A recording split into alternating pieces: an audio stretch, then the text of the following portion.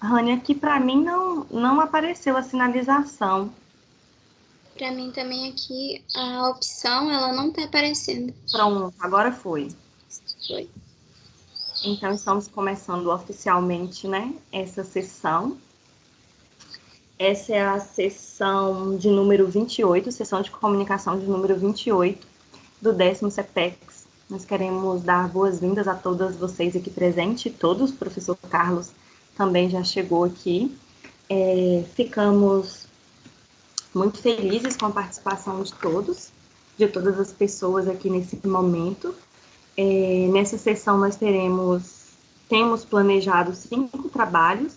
Então temos um trabalho intitulado Uma Irmandade no Funk, de Maria José Almeida Santiago. Segundo trabalho, uma proposta de ensino de classificação dos seres vivos a partir da abordagem CTSA, de Isabelle Gomes de Jesus, Júlia Isadora Gonçalves Nascimento, Júlia Pestana Bonfim, Edila Dalmaso e Gregory Alves de Onu. Terceiro trabalho, utilização das técnicas de CRISPR, se não for assim, depois a Mariana, que é a autora do trabalho, me corrija, para a cura de doenças cardíacas, da Mariana e da professora Tartila.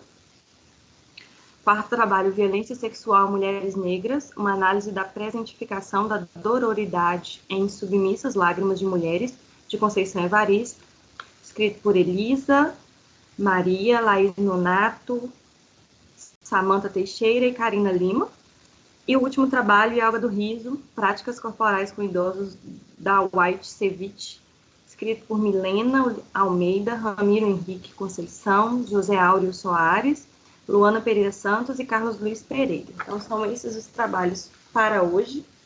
Me parece que a Maria e a Mariana não estão aqui, então nós ainda temos 2 trabalhos que não estão representados, não é isso, Rônia? Você me ajude, por favor. Professor Carlos, eu acho que o senhor está tentando falar, mas seu áudio continua ruim para a gente não te ouve. Eu não falei nada ainda não. Agora a gente conseguiu te ouvir, é porque fica a bolinha aparecendo e para a gente é como se estivesse tentando falar, a bolinha piscando, né? Mas a gente conseguiu agora te ouvir também, tranquilo, que o áudio está aberto. Mas ok. E a gente, antes de começar, quer fazer alguns combinados com vocês. Como temos feito, né, durante todas as sessões de comunicação, a nossa proposta é primeiro fazer todas as apresentações, cada grupo aí vai ter um tempo de 10 minutos. Vou te pedir, Rânia, para me ajudar a monitorar esses 10 minutos. Quando tiver faltando 2 minutinhos para acabar, você sinaliza aí para quem estiver apresentando. E ao final dos trabalhos, a gente faz um momento de discussão, de compartilhamento aqui dos saberes apresentados nessa sessão. Pode ser, gente? Pode ser, Pri? Sim. Beleza. Então, como a Maria Santiago parece que não está aqui ainda, acho que não. Então, a gente começa com o trabalho, uma proposta de ensino de classificação de seres vivos, a partir da abordagem CTSA, por Isabela Gomes de Jesus, Júlia Isadora Gonçalves Nascimento, Júlia Pestana, Edila Dalmaso e Gregory Alves de Onu. Meninas, o professor Gregory acho que não está aqui, fiquem à vontade. Obrigada.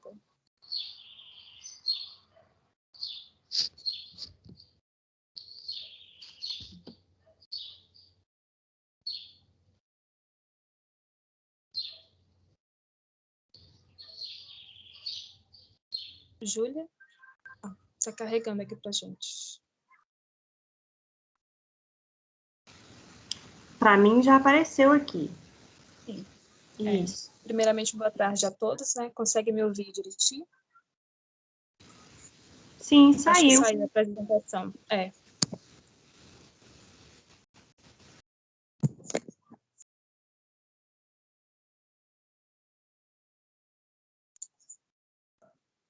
Voltou aí, né?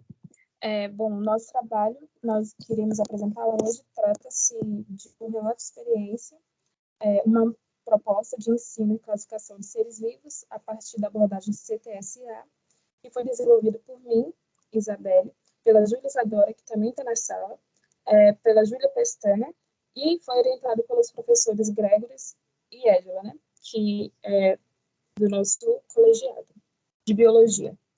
A atividade foi desenvolvida durante a residência pedagógica, que é uma das ações que integram a Política Nacional de Formação de Professores e tem como objetivo introduzir o aperfeiçoamento da formação prática nos cursos de licenciatura, promovendo a imersão do licenciando na escola.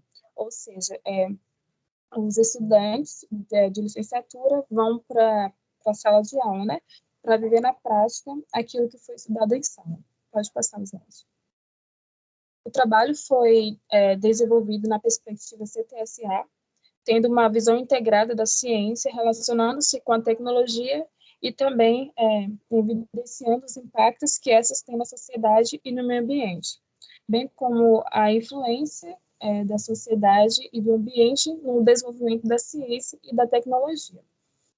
Percebemos que a perspectiva CTSA para o ensino de biologia possui um grande potencial no ensino e na aprendizagem, que se tornam mais dinâmicos e democráticos quando envolve a realidade associada ao conceito, né, ao conteúdo em que está sendo estudado. Pode passar o slide.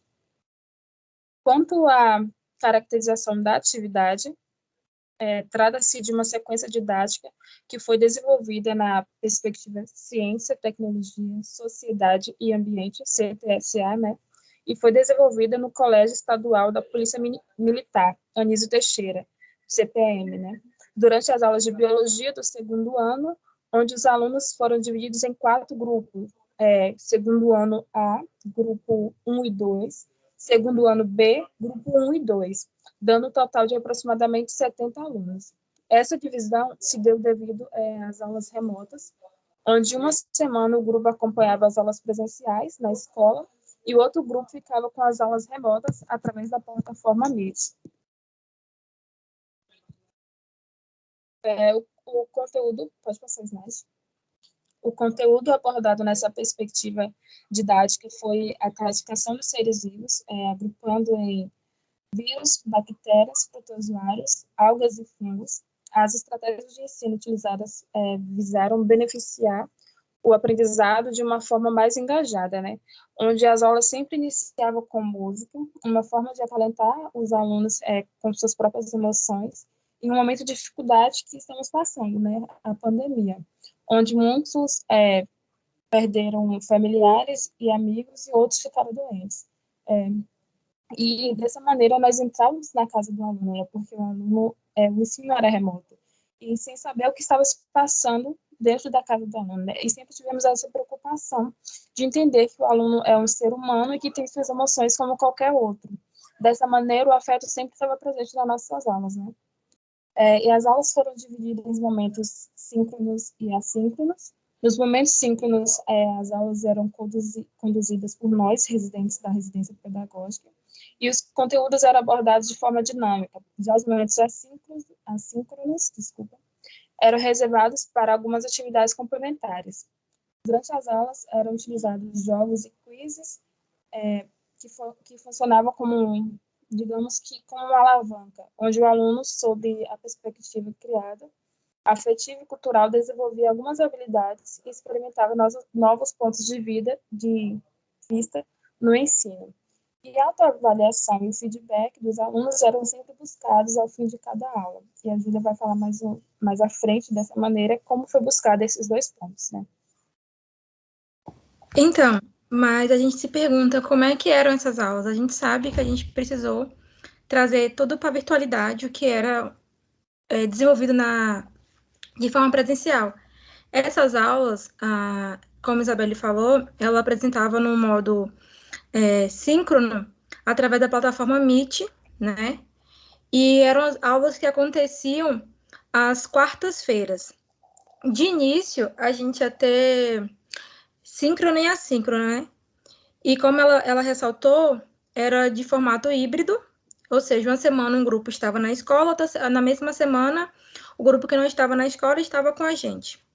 Eram 2 horas cada aula na quarta-feira, e diante a abordagem CTSA que a gente utiliza como base, a gente sempre procurava trazer para essas aulas, principalmente no início dessas aulas, por exemplo, a realidade do aluno, né? O que aquele aluno está passando? Por exemplo, vamos falar aqui num slide, dá para vocês verem. Vamos falar sobre vírus, tá? Beleza, a gente está passando num momento pandêmico, então a gente trazia para dentro da sala sobre o Covid, sobre as variantes, e ao final das aulas a gente sempre trazia, por exemplo, questões do Enem, porque era solicitado da parte dos alunos, dos discentes, que eles queriam fazer questões, queriam resolver. Então, as aulas sempre começavam com uma pergunta indagadora, algo relembrando a realidade desse aluno, né? E correr todo o percurso, trazendo vários mecanismos, que seria vídeo, jogos, né? Durante a aula mesmo. E, ao fim, questões do Enem ou outras questões.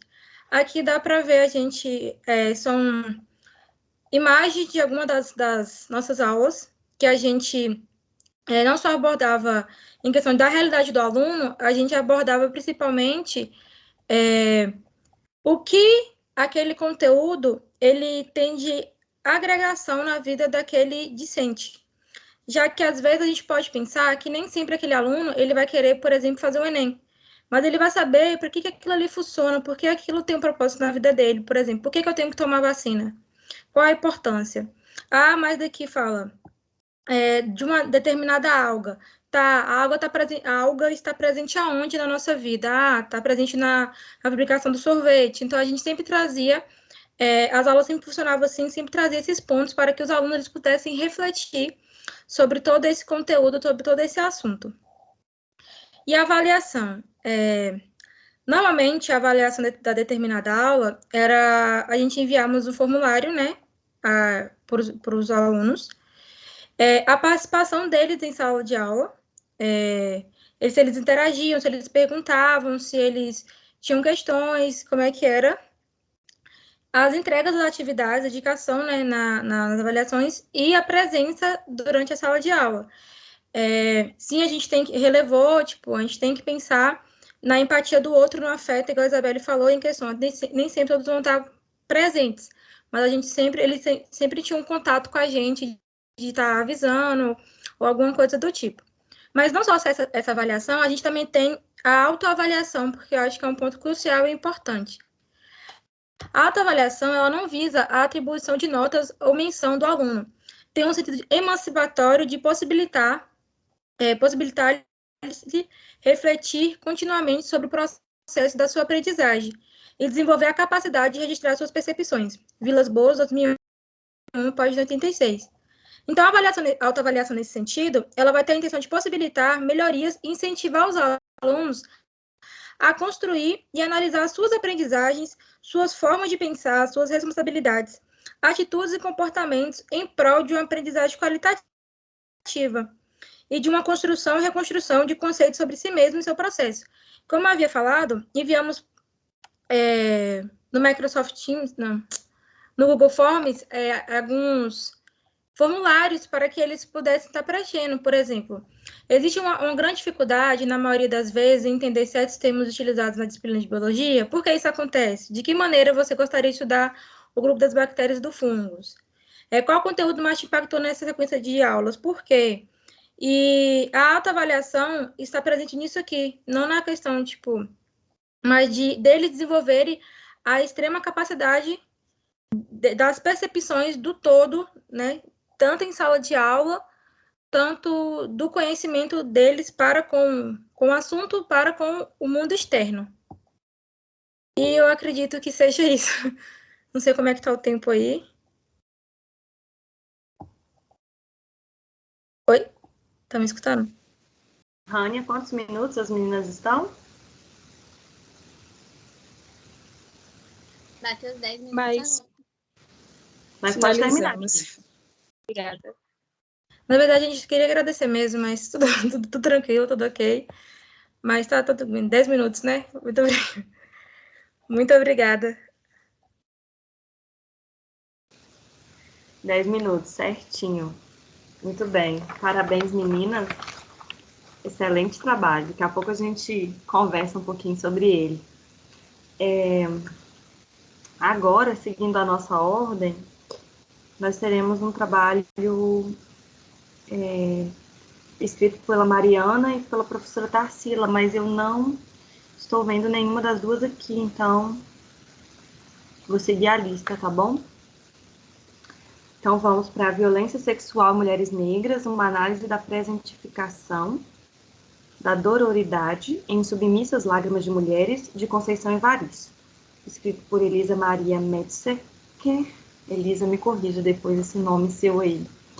Laís Nonato dos Santos, Samanta Teixeira Oliveira e Karina Lima Salles. Com vocês, meninas.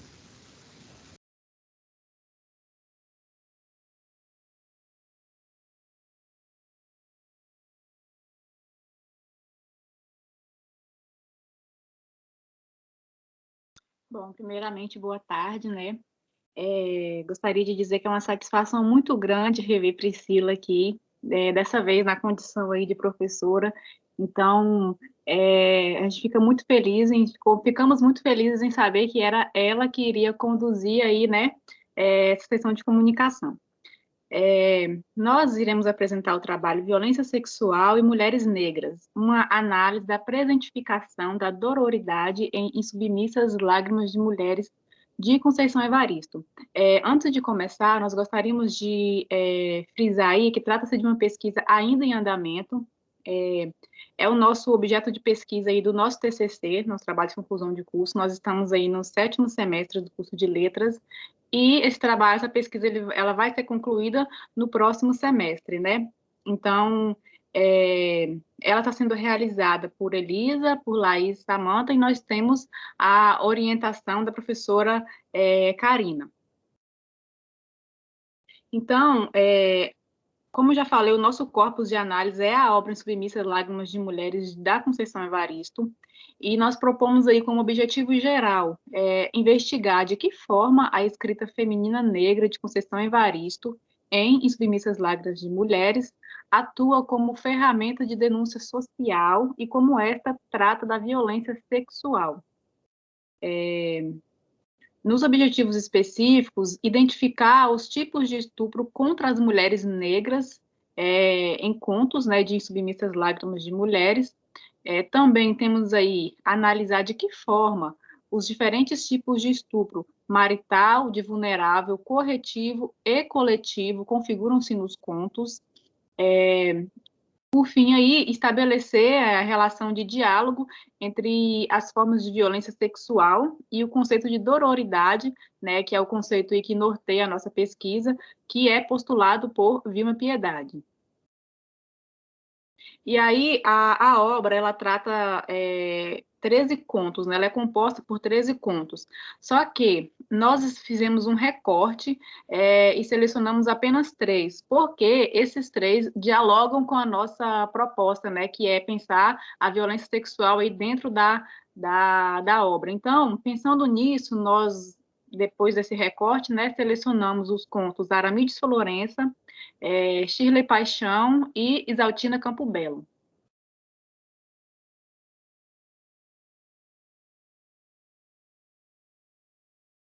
E aí nós temos como principais aportes teóricos, foram utilizados, né, no nosso primeiro capítulo. Nós estamos na feitura do 2º capítulo do TCC, então são aportes que são basilares para a nossa pesquisa, para o nosso TCC inteiro. A Angela Davis, ela vem tratando acerca das marcas grotescas da escravidão.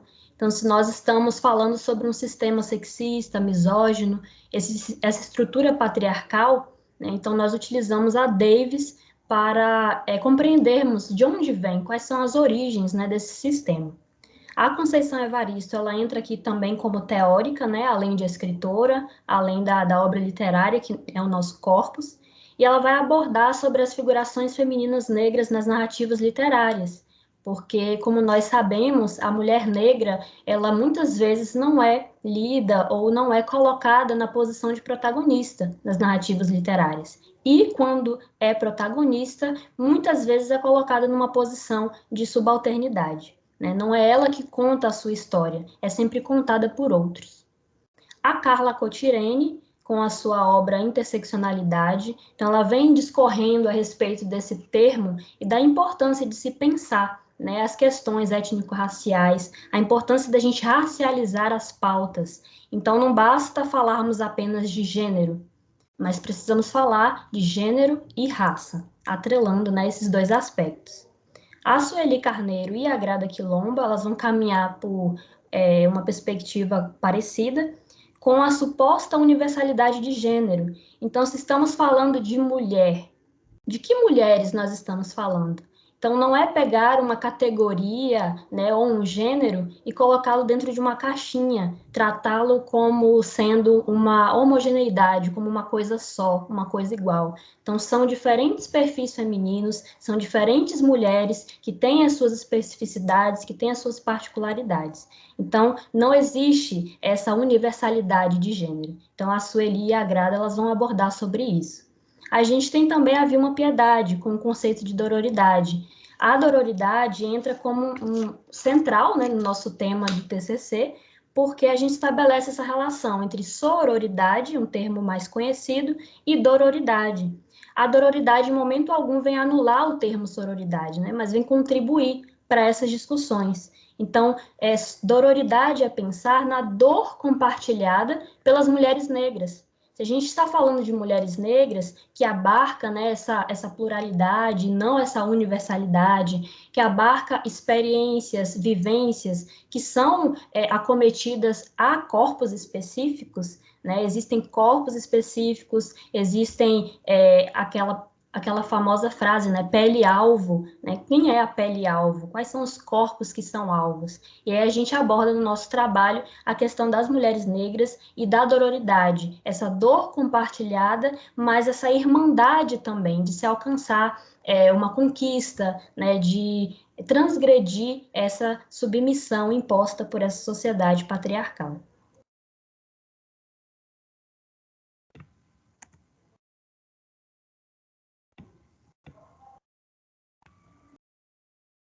Como dito anteriormente, um dos objetivos, né, foi o de identificar em cada conto que nós pegamos para análise a presença da violência sexual. No conto Aramides Florença, basicamente se trata de um casamento que, até o período da gestação, ele acontecia de forma tranquila, ambos os cônjuges estavam construindo, né, aí essa trajetória, até que a Aramides, ela engravida, e aí desde a gestação ela começa a identificar várias violências físicas por parte do marido, até o momento em que ela tem o seu filho e ela tem o seu corpo, né, violentado de uma forma muito brutal. Então, nós identificamos aí a presença do estupro marital. Em Shirley Paixão, a Shirley se relaciona com um cara que já tinha 3 filhas, e ela tinha 2 filhas, então eles passam por um tempo juntos e a Shirley toma aí a responsabilidade, né, de ser mãe das meninas, né, das filhas dele, até o momento em que, em determinada noite, ela já percebia um comportamento estranho por parte da menina, que vivia sempre muito calada, muito abatida, enfim. E aí ela acaba flagrando, né, a situação de o ato violento, né, sexual contra a criança, e aí se identifica, né, esse estupro de vulnerável, e em Exaltina, Campo Belo, ao estupro coletivo e corretivo. Desde sempre, desde o período da infância, a Campo Belo ela não conseguia, havia uma incompreensão muito grande. Então ela se considerava como menino e ela ficava indignada de que as outras pessoas que estavam em seu convívio não conseguiam enxergar isso. Havia essa incompreensão, essa insatisfação. Até o momento em que, na adolescência, ela percebe, né, que ela sente atração, que ela se imaginava com outras meninas, né, ao seu lado, com outras mulheres. Ela acaba entrando em um relacionamento com um homem e acontece que ele fazia, né, propostas de que eles tivessem relações sexuais, então isso também se dava de... Ele sempre insistia, né, apesar do que ela dissesse para ele, porque ela desabafou com ele, que ela não se sentia confortável daquela forma, então isso foi contado até o momento que ela é estuprada por 5 caras, esses caras tinham ligação, né, com essa pessoa em que ela estava se envolvendo, e aí há o estupro coletivo e corretivo, porque havia intenção, né, fica muito claro, de fazer a todo custo com que Campo Belo, né, sentisse atração por homens. Então, ela teria que se relacionar com o homem, porque assim ela aprenderia, né, a gostar, como se fosse essa intenção, como se ela sendo uma mulher, né, gostar de mulher não fosse coerente ou não fosse o adequado, né, a expectativa social que se cria diante disso, e ela passa por esse tipo de violência. Considerações finais. Nós percebemos, diante das análises, a objetificação e a hipersexualização dos corpos femininos negros. Então, independente se é um corpo vulnerável, né, como foi o caso do conto em Shirley Paixão, uma criança, independente, esse corpo negro e feminino, ele é violentado, ele é entendido como um objeto que está ali para satisfazer o desejo do homem, né? Então, isso fica muito, muito presente. O espaço socialmente direcionado à mulher negra. Como foi abordado rapidamente, né, anteriormente, há todo um histórico, né, de uma literatura que fala sobre mulheres negras no sentido de um olhar muito limitante. Então, quando essa mulher negra ela é sempre citada por olhos, né, por visões de terceiros, e nunca a sua voz estando ali, ela mesma falando de sua própria história, ela mesma falando de si. Então, é sempre colocada numa situação muito limitante, seja enquanto um ser escravizado, seja quanto um corpo, né, extremamente hipersexualizado, como eu disse anteriormente.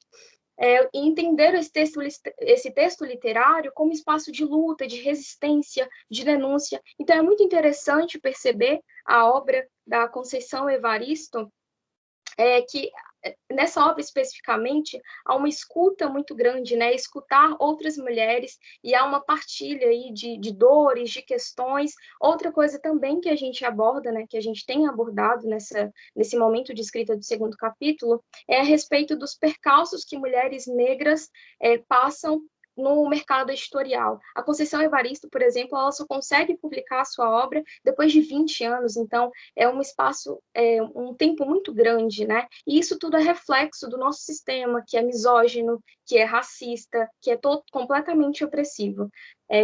Quando a gente fala, né, sobre esses corpos, sobre essas existências. E é isso.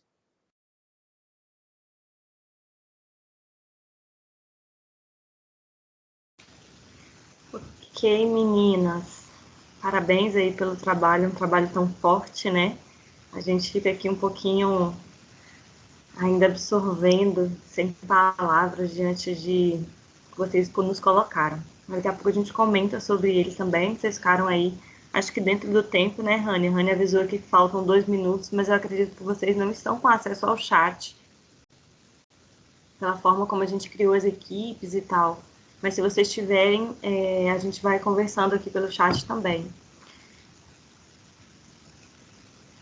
Bom, agora o próximo trabalho é o trabalho da Milena de Oliveira Almeida, Ramiro Henrique Conceição, José Áureo Soares de Jesus, Luana Pereira Santos e Carlos Luiz Pereira, chamado Yoga do Riso, Práticas Corporais com Idosos, da White Ceviche. Estou vendo o professor Carlos aqui, eu vi alguns alunos entrando e saindo, acho que com um pouquinho de dificuldade de conexão. Professor, o senhor vai apresentar o trabalho? Como os meninos vão chegar? Me diga aí.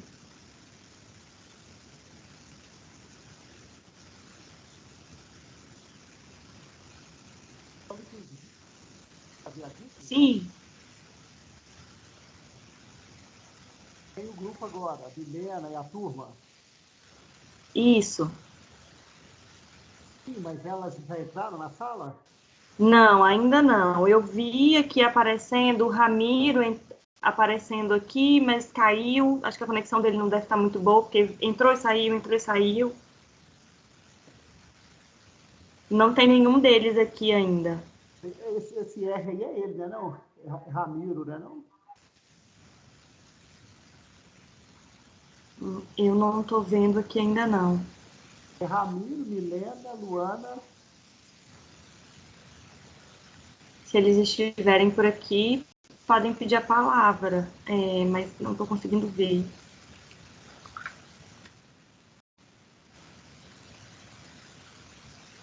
Esse R aqui é de Rânia. Ah, tá.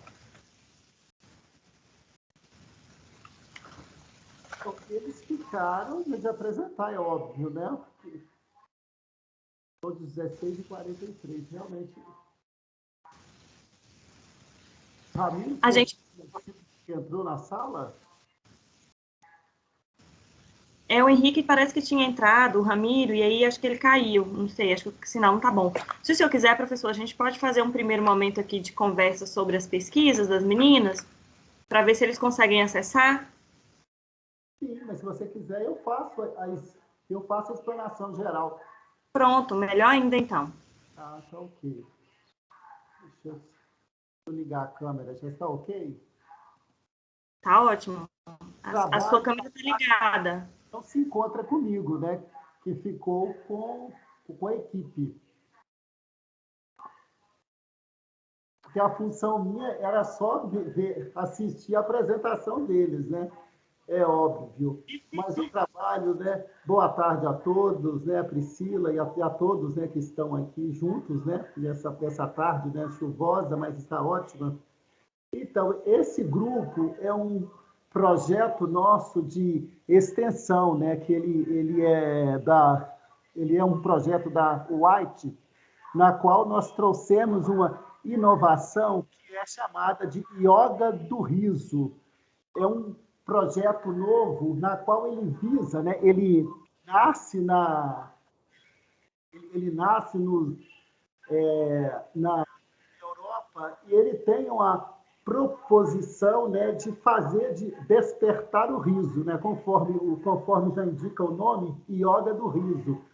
Então, ele visa, a partir do riso, você propor a estimulação do corpo, né, dos músculos superiores e inferiores. E aí nós vimos a possibilidade da sua implementação com as senhoras idosas, né, do White, né? Então nós buscamos algumas adaptações, né, que poderiam ser feitas para idosas a partir do riso. Então esse yoga do riso, ele foi uma proposta nossa justamente para visar atender, são cerca de 65 senhoras, na faixa etária de 65 anos, né, que é praticante, né, das atividades que nós temos de costura, lazer, e entre elas nós ofertamos agora, nesse ano, né, chamado Yoga do Riso. Então, as sessões, elas, né, devido à pandemia, elas têm sido online, né, na qual nós temos a Milena, né, que tem feito a monitoria. Então, quer dizer, nós propomos atividades de choro, de dança, de riso, sempre através de atividade do riso, né? Propor o riso, mas nós levamos a essas senhoras em casa o riso. Então, a sessão ela demora 5 minutos, entre 5 a 10. Então, nós temos a estimulação dos músculos, mas ela é seguida com graça, com riso, justamente, né, nesse cenário atual em qual as pessoas, as idosas, estão em casa sem atividade a fazer. E aí nós trouxemos, né, essa atividade física, né, que é a partir do riso, né, que a gente propõe.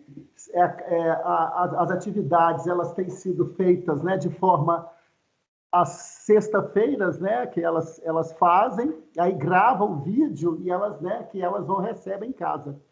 E é interessante que a gente tem visto que elas apontam, né, que há a melhoria realmente do riso, né, e o riso é tudo, né, nesse cenário atual, na qual nós estamos em casa, muitas das vezes o idoso é sozinho, os filhos já casaram, e eles são muito apegados a ficarem em casa sozinho, eles só andam de máscara, então assim, eles realmente idosos, né? Não, você usa sem máscara, você está sem máscara. Então, o idoso, né, eles têm realmente, a pandemia tem afetado muito o idoso. Então, de certa forma, ele tem ficado mais em casa, em afastamento social completo. Então, essa yoga do riso é uma das formas que nós tivemos de levar essa possibilidade de atividade física na casa delas. E os dados indicam que elas gostam, né? Que elas gostam, porque elas riem, divertem, que sempre tem um caso que conta, né? Um caso, hoje caiu aqui um dinheiro na minha horta, eu fui pegar o dinheiro, escorreguei, caí. Quando eu achei que era uma nota de 100, mas não era de 100, era de R$2, aí levanta, estende o braço, a perna, mas aí ela corre, mas o que eu faço com R$2? Ela falou assim, R$2 dá para comprar o pão. Mas hoje não dá para comprar o pão, aí ela grita, estende o braço, flexiona, estende, grita. Então, a proposta nossa do yoga do riso é justamente isso, é levar alegria em casa, estimular o corpo. E é interessante que elas mesmas apontam, né, que se sentem melhor, né, porque libera a endorfina, a sensação de prazer. Então, essa experiência que nós estamos tendo esse ano é um projeto, né, que tem a coordenação do Jean, né, ele vai até agora, no mês 12. Mas, assim, fechando, né, a experiência nossa tem sido ótima. A gente espera, né, que a gente possa levar o yoga do riso também para escola, principalmente a gente pensa para alunos na terceira série do ensino médio, poder estar pensando em vestibular. Eu acho que o yoga do riso seria ótimo, né? Mas a ideia é essa, Priscila, né? Eu acho que seria melhor o grupo, porque eles já estão, né, mais a par, né, do dia a dia, mas eu acho que, devido às chuvas, eu estou em São Mateus, e a chuva está muito intensa. Eu acho que está tendo corte de sinal, né? Mas é isso, né, de forma geral. Estamos tendo, né, essa atividade às sextas-feiras, igual hoje, e elas, né, elas seguirão aproximadamente até o dia 10 do 12. E aí elas voltam novamente à prática a partir de março de 2022. Maravilha, professor Carlos. A gente ainda não se conhece presencialmente, mas nos encontramos aí, acho que em umas 2 sessões de comunicação. Acredito que seja isso. Aqui em Teixeira, pelo menos no meu bairro, não está chovendo muito forte hoje não, mas provavelmente os meninos estão com dificuldade de acesso por conta da chuva mesmo. A professora Karina chegou aqui também à sala agora. Tá, boa tarde.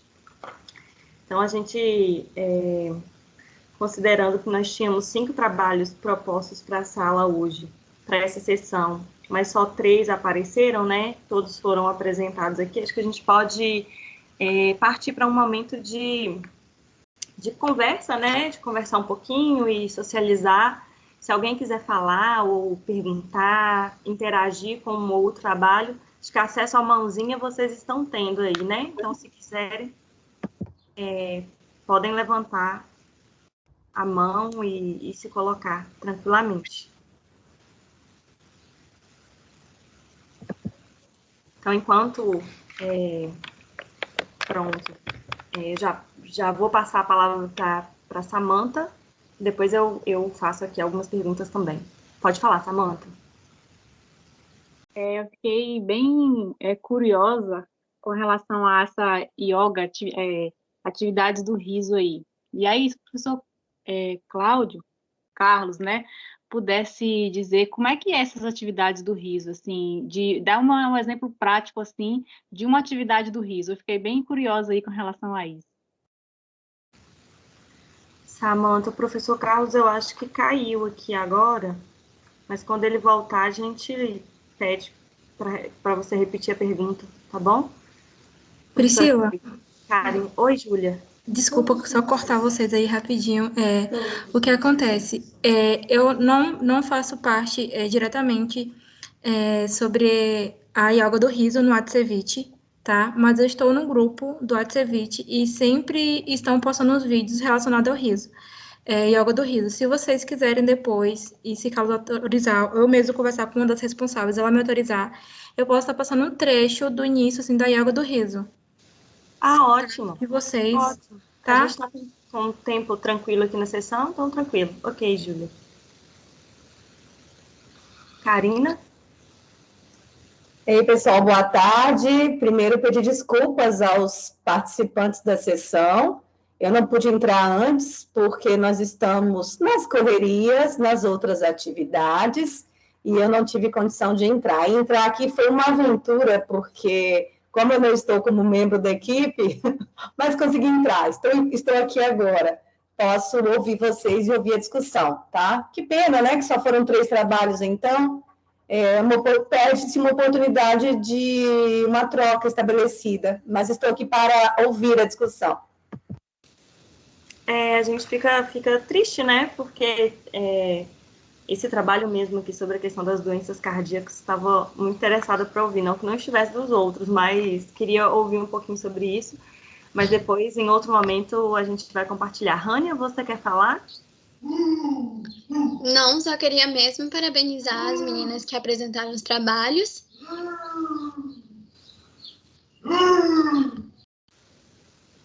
Tem alguém fazendo aí no fundo. É meu irmão. É assim mesmo. Bom, eu quero falar um pouquinho sobre os 2 trabalhos, então, que estão aqui, do professor Carlos. Acho que ele não conseguiu voltar ainda. Mas, primeiro, o trabalho da Júlia e da Isabelle, que é um trabalho fruto do Residência Pedagógica, e como a gente tem visto tantos trabalhos, né, do Residência e do PIBID aqui nas sessões de comunicação. Então, dizer que mostra, né, prova, confirma como esses programas eles são importantes para o nosso campus, para a formação, né, dos licenciandos, mas também para a comunidade, né, como a gente tem conseguido alcançar, na maioria das vezes, as escolas com esses trabalhos.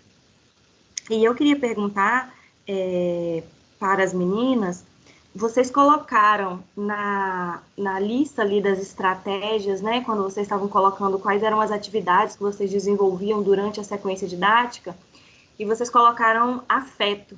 E depois vocês explicaram que começavam sempre a música, ou sempre as aulas, né, as sequências, com uma música e tal. Eu queria que vocês falassem, meninas, o motivo de vocês terem optado por essa estratégia, né? Por que vocês incluíram isso, assim, na organização da sequência didática? Visto que, né, não é padrão, né? Pelo menos quando a gente está lá nas aulas de didática, que aprende a fazer planejamento, a gente não normalmente aprende, né? Ou não é orientado a ter esse momento, assim, a gente já vai para a formalidade mesmo ali de explicação de conteúdo, sistematização e avaliação e por aí vai. Então, assim, queria que vocês contassem, relatassem um pouquinho, né, do motivo que levou vocês a optar por iniciar as aulas desse jeito. Aí eu já passo a palavra para você, Júlia, daqui a pouco, mas vou emendar aqui numa outra pergunta para Elisa, Samantha e Laís, que também tem a ver com essas questões um pouco mais sentimentais. Hoje de manhã, minha pergunta foi nesse viés aí, e agora à tarde novamente, assim. Meninas, quando vocês apresentaram o trabalho, primeiro dizer também, né, parabéns a vocês pela maturidade. Karina, você não estava aqui, mas essas meninas apresentaram, assim, com uma segurança, com uma firmeza, que a gente, assim, eu achei que elas já estavam no mestrado, seguramente, tranquilamente. Eu não vi, mas verei depois. Avisar vocês que as sessões são gravadas e elas serão disponibilizadas no canal do YouTube, o MEB Campus 10, e eu verei todas as apresentações que eu não vi, mas eu já esperava que elas estivessem bem seguras na apresentação mesmo. Muito seguras, até anotei aqui também em relação à estrutura dos slides, né? Slides bem estruturados, bem organizados, claros, de entendimento claro, e a segurança na fala e nos conceitos, né? Eu particularmente não tinha escutado, não conhecia esse conceito da dororidade que vocês trouxeram. Vocês me conhecem como alunas aí do campus e sabem que nas minhas aventuras pela área de letras, meu coração era mais da linguística do que da literatura, então eu caminhava mais por lá do que por cá. Mas eu queria entender, assim, queria que vocês falassem um pouco sobre a experiência, os sentimentos, que vocês vivenciaram durante a leitura da obra, porque quando vocês explicaram, trouxeram aqui esses relatos, né, a análise da obra, eu, enquanto ouvinte, fiquei aqui sofrida, sentindo a dor ali de cada uma das mulheres que apareciam nos contos que vocês foram colocando, porque, óbvio, né, é um assunto muito forte, muito complexo, que mexe muito com a gente. Então, queria ouvir vocês um pouco dessa experiência pessoal, assim, né? Antes da pesquisadora, antes das pesquisadoras, desse olhar enquanto pesquisador, se é que é possível separar, mas vocês, enquanto mulheres, né, enquanto nesse contexto que a gente está vivendo, qual foi o sentimento, né, de vocês aí ao conhecer, ler e iniciar a análise dessa obra? Então é isso. Vou passar a palavra para a Isabelle primeiro, depois as meninas respondem. E acho que a Milena chegou aqui agora. Então, responder a pergunta. Sobre a questão da música, sobre ter contato com as redes sociais, eu sempre vi alguns professores, eles colocando música no início de aula, durante a aula, né? Com uma forma de trazer o aluno mais para perto. E aí, quando a gente iniciava a aula, tinha os primeiros minutos iniciais, né? Aí ficava aquele tempo vago, aquele negócio quieto, assim, meu Deus, ninguém falava oi, ninguém conversava, ninguém interagia. Eu falei, não, eu tenho que resolver isso de alguma forma. Igual vocês fazem assim, fazem por que com a não gente, música? Né, Júlia? Hã? Igual vocês fazem com a gente na universidade, né? Não é do mesmo jeito, a gente passa pela mesma coisa. E aí, pra gente, o que eu posso fazer? Porque é ensino médio. E é um público assim que a gente tem que ter um cuidado em cuidar, né, e tal. Eu falei, e agora? Música. Aí eu sempre colocava algumas músicas, eu perguntava também a eles o tipo de música que eles gostavam, porque isso influencia muito a gente na hora de aprender e tal. E aí foi um dos motivos da gente sempre estar colocando música no início das aulas. Ou música que eles gostavam, ou eram músicas relacionadas ao assunto. Porque aí ele já tinha uma imagem na cabeça. Por exemplo, a gente colocava uma música com um fundo com a imagem de briófitas, né? E aí eles já estavam ali preparados. Olha, o assunto vai ser briófitas. Aqui eles já estavam preparados com aquela imagem visivelmente ali, né? Então eles já saíam preparados dali com a cabeça mais formada a partir da música para poder participar da aula. A ideia base surgiu daí. Isabela, acho que é complementar também. Quando você pergunta sobre o afeto, né, uma preocupação nossa foi trazer isso nas aulas, pesquisas a partir da afetividade, né, sobre essa perspectiva. E eu acho que nós temos é comum trazer às aulas os conteúdos de forma mecânica, né? Apenas ali entrar na sala de aula e trazer os conceitos e as atividades e ir embora como se o aluno não fosse um ser humano, que carrega consigo sentimentos, que carrega consigo preocupações. E essa é uma preocupação nossa do grupo, né? De reconhecer o aluno como ser humano, como indivíduo que possui suas questões e trazer o aluno mais para perto. Eu acho que essa é uma maneira, né? De usar o afeto para isso, né? Não apenas abrir a nossa câmera lá, falar meia hora, falar uma hora, e esquecer que o aluno ali, dessa parte mais sentimental, né? Então, acho que o afeto é muito importante nesse ensino. E realmente nós não somos ensinados, não somos preparados para isso. Eu acho que o afeto, a sensibilidade é pouco abordada quando se trata de planejamento, mas é algo que pode ser mudado, né? Nós podemos passar a enxergar o aluno de outra maneira. E eu acho que devemos carregar isso sempre com a gente. Beleza, maravilha. Meninas? Acho que não sei se foi Samantha que pediu, não sei quem foi das meninas. Aí. Eu posso começar e as meninas complementam?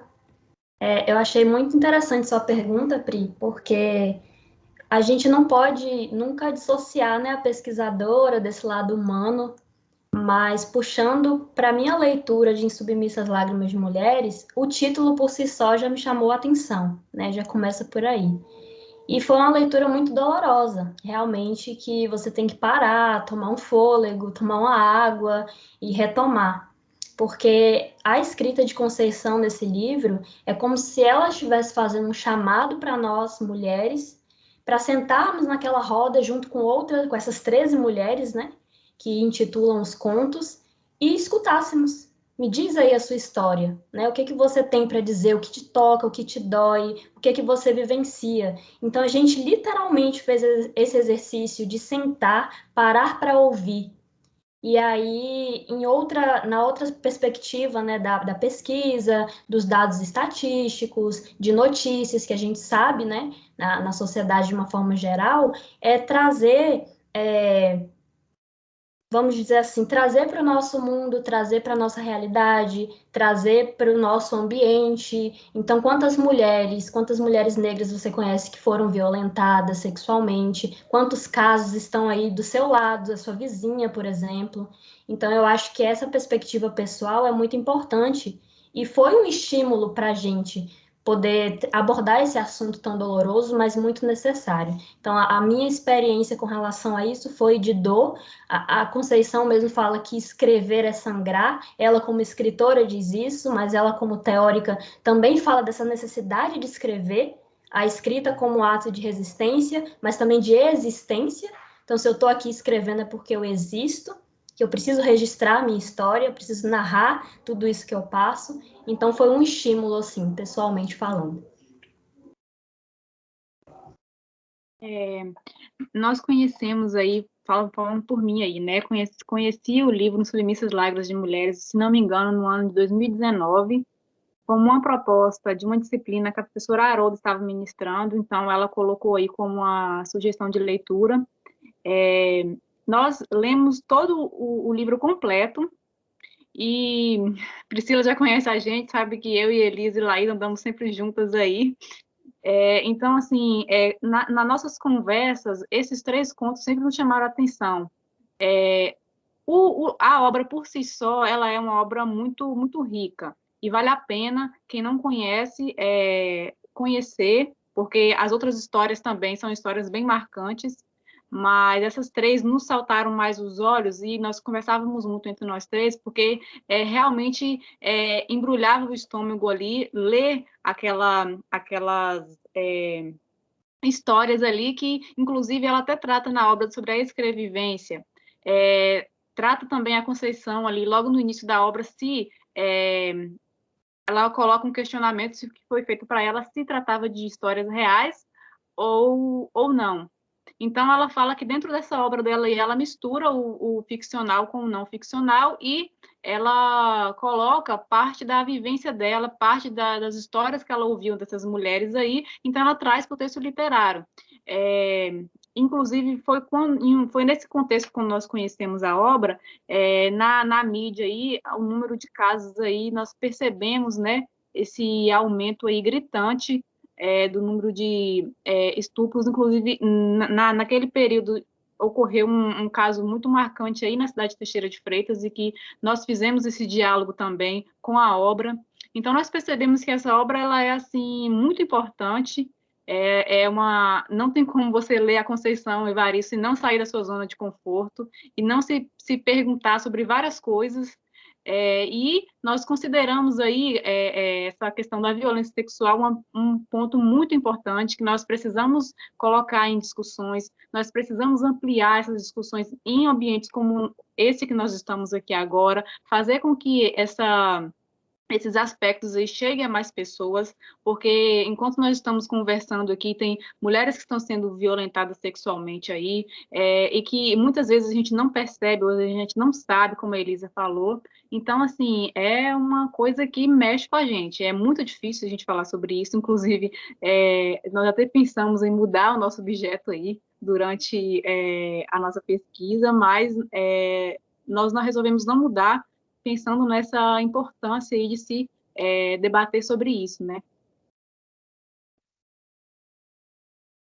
Concordo muito, né, com tudo que foi dito, com todo esse processo que foi falado, mas eu acho que pela dificuldade mesmo em ler sobre essas violências, sobre esses abusos, sendo uma mulher, diariamente não vendo o meu corpo respeitado, e eu falo sobre assédios, né, na rua e tudo mais, ver o quanto isso é frequente. e o quanto deve ser muito mais difícil, né, quando esses abusos de fato acontecem, essas violências, e pelo menos, né, para mim tem sido uma experiência muito complicada, assim, eu já me percebi com vontade de, ou até mesmo me distanciando, né, do momento de escrita e tudo mais, por ser algo muito difícil mesmo, né, os tempos já estão difíceis, estar nesse país é muito difícil, levar, né, todos os dias e ainda ter que lidar, mas, assim, reconheço a extrema importância e que bom que a gente está tá construindo, né, esse trabalho, está construindo tudo isso, mas para mim tem sido muito complicado, assim, tá muito difícil, mas é isso, sigamos.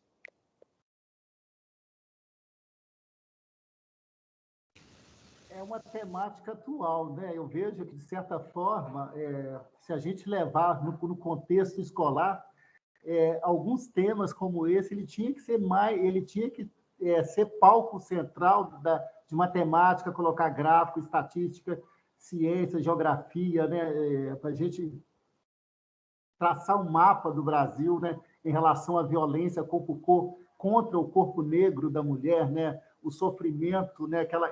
Que se vive, né? Num país como o nosso. Eu queria até falar um filme, né? Que ele está em cartaz na Netflix, eu acredito que ele vai estar no Oscar, se chama Identidade. O filme é muito interessante, ele retrata o Harlem, que é um bairro americano, tipicamente dos negros, na década de 1920. E aí eles mostram o cenário de racismo contra o corpo da mulher negra. E aí uma das mulheres negras, que é a Emma Thompson, ela quer se passar por branca.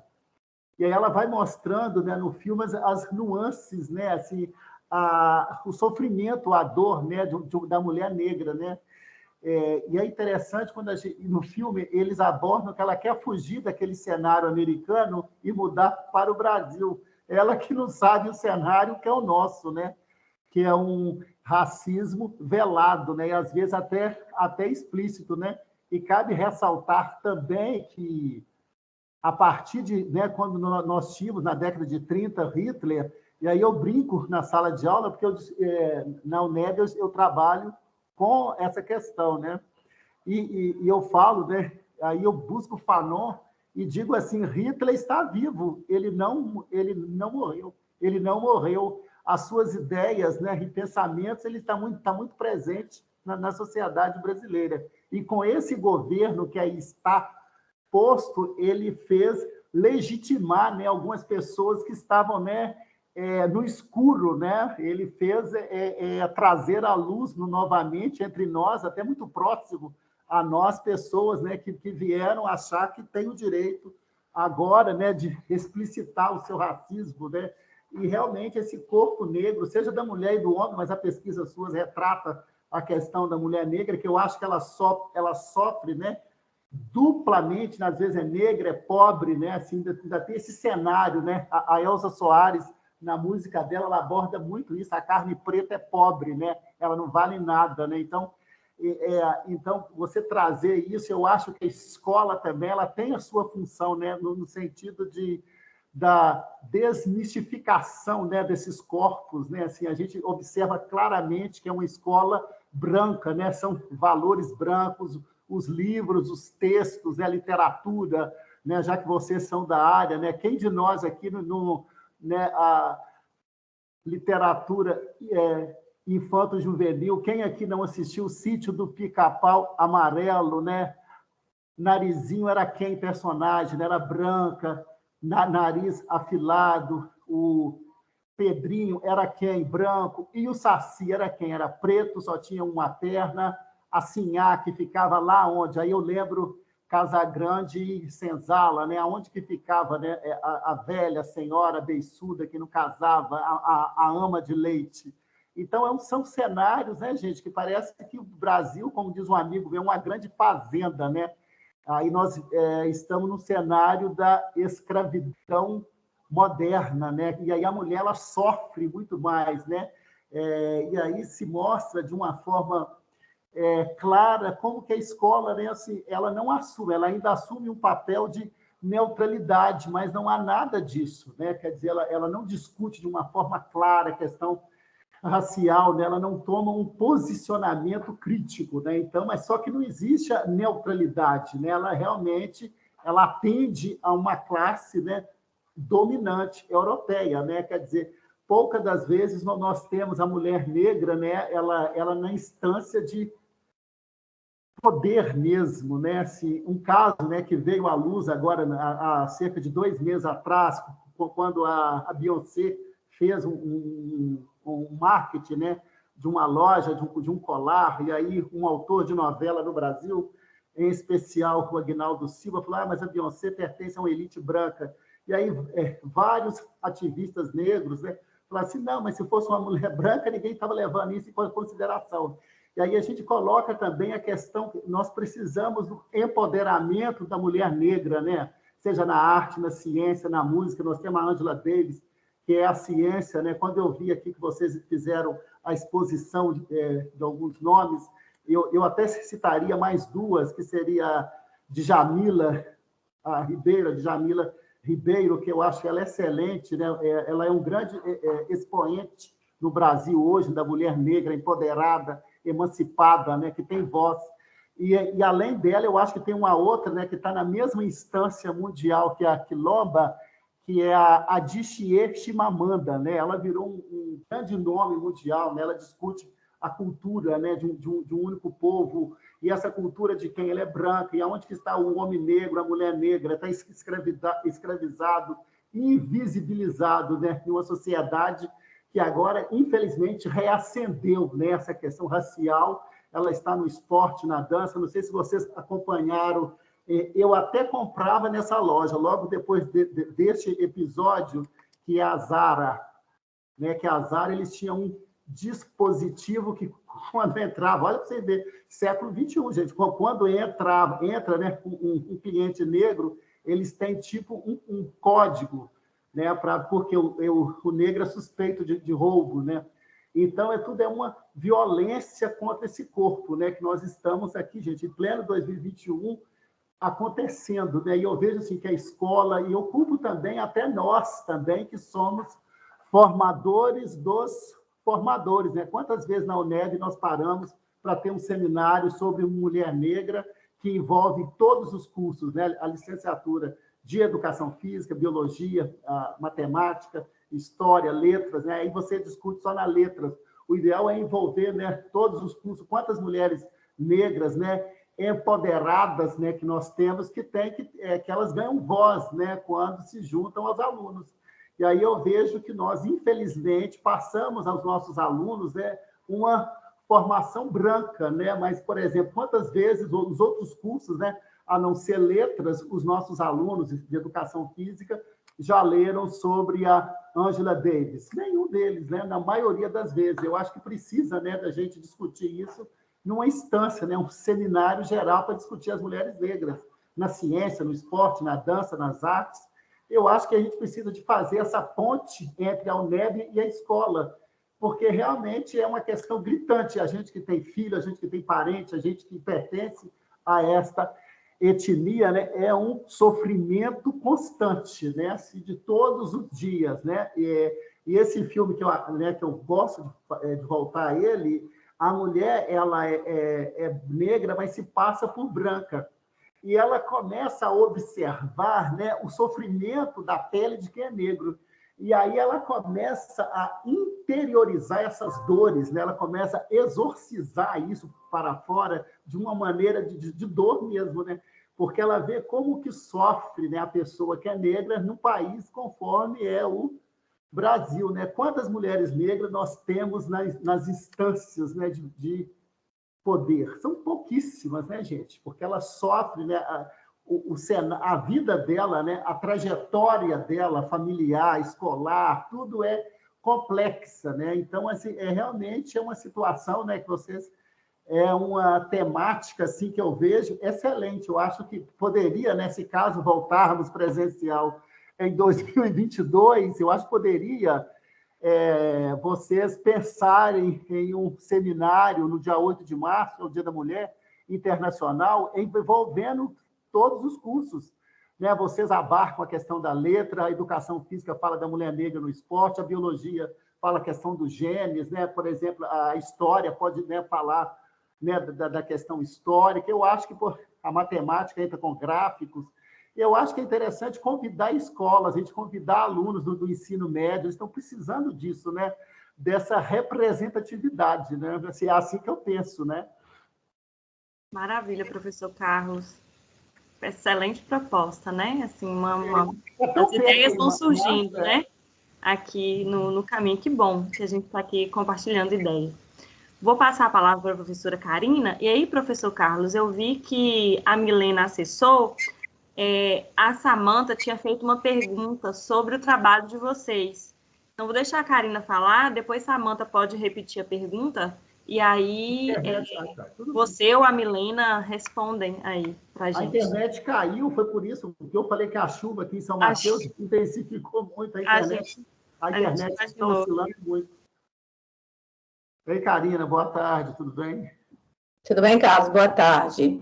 Bom, sobre especificamente essa colocação, né, dos eventos, na realidade...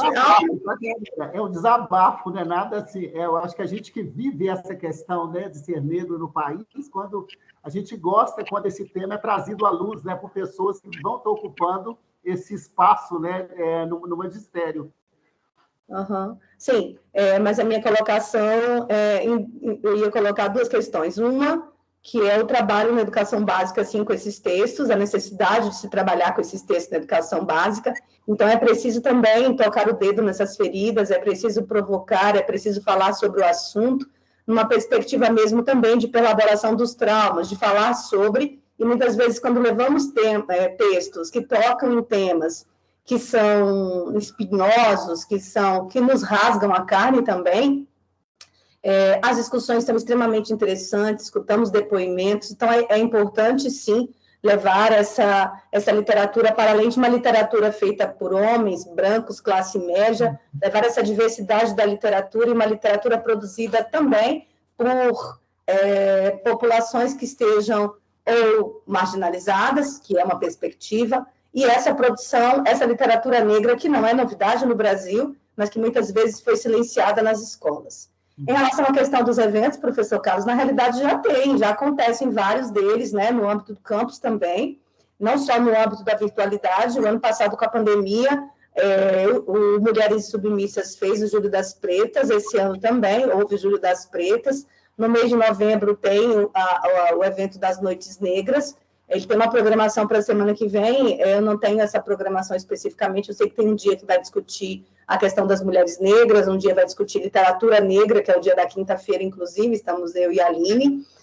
O GEVONC, que é um grupo de pesquisa sobre vidas de negros e negras na contemporaneidade, também realizou este ano o Júlio das Pretas. Vamos ter agora o Novembro Negro, teremos mais eventos, mais discussões em torno dessa perspectiva, dessa discussão, né? E na realidade, há também grupo... Agora, eu não sei se na história, mas tínhamos um grupo na história que era bem atuante nesse sentido de discentes, que puxavam, inclusive, eventos, né? E é claro que essa reconfiguração, por conta desse contexto da pandemia e dessa virtualidade que se coloca, né? O próprio CETEX trouxe discussões extremamente importantes, né, durante essa semana. Tivemos uma mesa na terça-feira de manhã para uma educação antirracista, com a presença da Ana Célia da Silva, que é militante do Movimento Negro Unificado, que é uma das precursoras do movimento. Tivemos outros momentos também em que essa discussão foi tema. Ela atravessou as nossas questões de maneira direta ou indireta nas mesas também. Hoje, na mesa da docência de manhã, essa questão apareceu, porque é algo também que impacta a nossa prática. Mas é no sentido que a gente precisa, sim, dessa articulação, dessa mobilização, porque as coisas acontecem e, às vezes, a gente não tem, talvez, uma rede de divulgação em que esses aspectos todos estejam interligados, mas que as coisas tenham acontecido, tem. Sim. Mas eu acho interessante, Karina, eu não sei, né, porque a internet caiu, eu não sei se elas fizeram a exposição em relação a metodologia. Eu acho interessante ouvir a voz, o que essas mulheres têm a dizer, né? A autonarrativa delas mesmo, né? Eu acho muito interessante, né? Ouvi-las, né? Dar voz a essas mulheres, né? Vocês estão pensando nisso? Nessa pesquisa suas? Não, a pesquisa das... Não.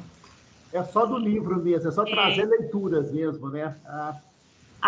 Eu estou me lembrando aqui agora também, na mesa de lançamento de livros, a professora Ivana compartilhou uma experiência, né, que ela vivenciou quando ela trabalhou um componente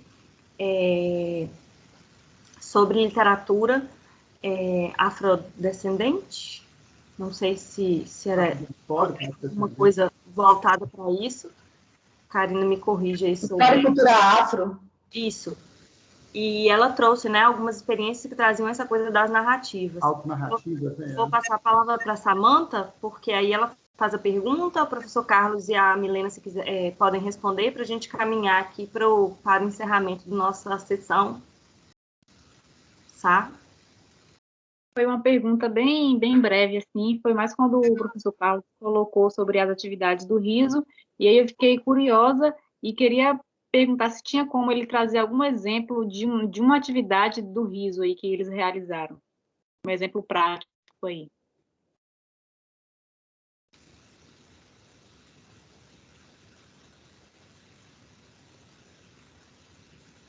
Professor Carlos ou Milena, a gente ficou aqui na dúvida, né? Assim, na verdade, a gente quer entender um pouco melhor sobre como funciona de fato a yoga do riso, né? O professor Carlos contou a experiência, mas a gente ainda ficou aqui na dúvida de como que na prática isso acontece. Então é isso. Olá, pessoal, boa tarde. Desculpa o atraso. Então, respondendo à pergunta da colega, não sei o que o professor Carlos adiantou para vocês, né? Mas a nossa oficina de yoga do riso, ela acontece todas as sextas-feiras e, devido à pandemia, está acontecendo de forma remota. E a gente encaminha um vídeo para elas no horário das 14 horas, que geralmente é o horário a qual elas iriam até a universidade. E, pensando nisso, qual seria a melhor forma de trabalhar com essas idosas, principalmente de forma virtual, devido também que a limitação tecnológica, né, que elas têm em estar, por exemplo, uma reunião via Meet.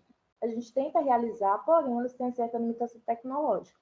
Então, dentre a yoga do riso, a gente tenta ter uma estimulação corporal por meio do riso e esse estímulo também em relação aos membros inferiores, membros superiores. Por exemplo, a gente busca atividades do cotidiano delas, por exemplo, varrer uma casa, regar uma planta, e que elas façam essa atividade trabalhando exercícios de riso, que nada mais é do que você simular o riso mesmo, até que ele se torne algo real, e também com coisas do cotidiano delas, como regar uma planta, fingir uma ligação ao telefone com algum parente, com algum familiar, varrer a casa. Então, basicamente, são essas coisas. Então, a gente busca trabalhar também questão cognitiva um pouco, como, por exemplo, colocar pedaços de animais e pedir para elas adivinharem qual animal é. E também um pouco da dança, algo simples, pode ser mesmo uma dança sentada na cadeira, não precisa ser também nada muito intenso, justamente também porque a gente não está ali acompanhando para saber a maneira como elas estão fazendo essa atividade, né? Para também não correr risco para elas.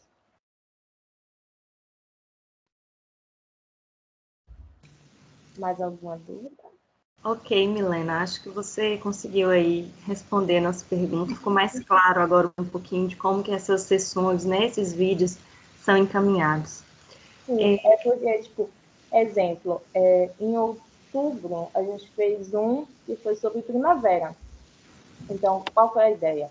A gente pegou, pediu que elas pegassem folha de jornal velho ou de caderno, rascunho que elas tivessem, e meio que desenhasse uma pétala e fizesse essa flor no chão, digamos assim. E aí elas cantarolavam uma cançãozinha, e ao mesmo tempo que elas iam cantarolando, elas iam pulando nas folhas. E quando a música parasse, que elas terminassem de cantar, elas iam ver aonde o pé delas pisaram e elas iam somar o número, porque cada pé era um número. Por exemplo, se os pés dela deram no 1 e no 9, elas iam somar 10. Aquele número 10 tinha uma proposta de uma atividade que elas tinham que fazer. Por exemplo, mande uma foto de uma flor que você gosta. Isso no grupo do WhatsApp, junto com as outras idosas, junto com os monitores. Ligue para alguém especial, mande uma mensagem para alguém especial, algo do tipo. Joia, bacana. Eu imagino que o envolvimento tenha sido bem bacana aí. Sim, às vezes a gente tem a questão da limitação, às vezes tem uma baixa interação, mas devido à tecnologia, né? Porque não é o que elas estão acostumadas. Algumas até comentam que têm vontade de fazer de forma presencial, até porque o contato presencial é totalmente outro. Tanto que tem meio que um fundador, assim, digamos, da Yoga do Riso, que é Sandro... fugiu na mente o sobrenome. Deixa eu só confirmar aqui o nome dele. Sandro Lobo. Ele é meio que um fundador e ele faz várias reuniões de sessão de Yoga do Riso online, via Meet, através do YouTube. Então, tipo assim, quando você joga Yoga do Riso, aparece logo basicamente os vídeos dele, e ele trabalha bastante essa questão da Yoga do Riso. E aí vem outras adaptações, né, que você pode estar fazendo, a questão do contato, e também a questão do estímulo, né, porque você está ali com outra pessoa, a pessoa está simulando o riso, acaba se tornando algo verdadeiro, do que você olhar para uma tela de telefone e ficar fazendo esse estímulo, né, um pouquinho mais complicado. Verdade. Gente, então acho que a gente vai encerrando por aqui, né? Temos ainda aproveito para mais uma vez parabenizar todos e todas que apresentaram aqui, dizer que foi uma tarde, um momento, né, de muito gostoso, de muito conhecimento, muita partilha, e de diferentes saberes. Isso é muito bom, isso é característica do CEPEX, foi um momento bem bacana. Já aproveito também para convidar todo mundo para a conferência de encerramento, que vai acontecer daqui a pouquinho, às 19 horas. E queria muito pedir a vocês, a quem puder, para abrir as câmeras um pouquinho, para a gente fazer um print aqui e deixar registrado a nossa sessão aí. A gente precisa deixar guardado para daqui a 10 anos, quando a gente olhar para falar sobre esse momento, a gente falar assim, olha, lembra do CEPEX que a gente realizou online? Da edição de 30 anos, né? Quem entrou por último não sai na foto, não. Karina, por favor, você, o professor Carlos, Isadora, Isabelle, se puderem abrir a câmera aí também. Rânia, você faz o print aí, quer que eu faça aqui? Ei, Rânia, oi de novo. Oi. E aí eu já quero deixar aqui registrado também meu agradecimento à Rânia e aos monitores todos desse evento que estão nos ajudando muito aí nesses bastidores. Sim. Você faz, Rânia, o print ou quer que eu faça? Eu faço. Então vamos lá, sorrindo. Todo mundo de X. Não. Prontinho. Tudo bem. Gente, foi um prazer. A gente se vê até daqui a pouco. Grande abraço. Tchau, tchau. Tchau. Gente. Rânia, eu vou parar a gravação, tá? Ok.